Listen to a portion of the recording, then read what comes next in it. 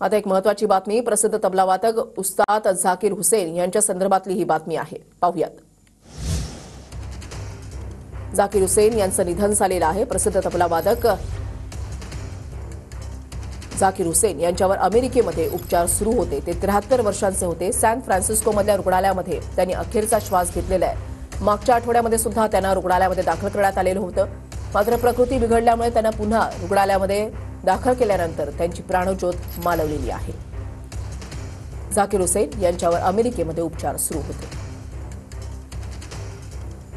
केंद्रीय मंत्री नितीन गडकरी यांनी ट्विट करत आपल्या भावना व्यक्त केल्यात। प्रसिद्ध तबलावादक उस्ताद झाकीर हुसेनजी यांच्या निधनाची बातमी अत्यंत दुःखद आहे, त्यांना माझी श्रद्धांजली।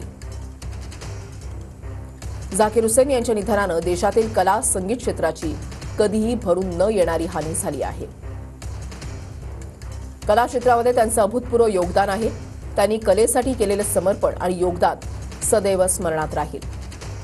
ईश्वर त्यांच्या आत्म्याला शांती देवो आणि त्यांच्या कुटुंबियांना आणि चाहत्यांना शक्ती देवो। ओम शांती।